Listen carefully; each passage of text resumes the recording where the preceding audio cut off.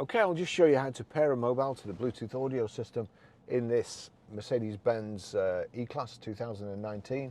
So first of all, we need to make sure that Bluetooth is on, like so.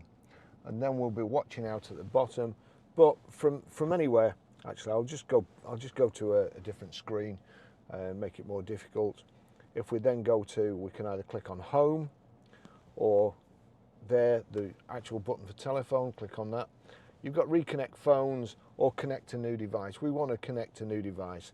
So we'll just scroll down to connect new device, click, start search on the system, search from the device. I'm going to do it from the system. So that's looking Barry's iPhone 12 Pro. So we'll click on that.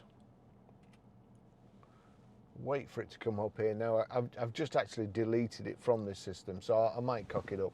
Bluetooth pairing request, pair. And you'll notice there I didn't need to put, that was contacts and favorites to sync. I didn't need to put a pin number in because it was a randomly generated one, and all I had to do was agree it was the same. So it's probably better doing it from the vehicle to device. And you see there Barry's iPhone 12 Pro is connected.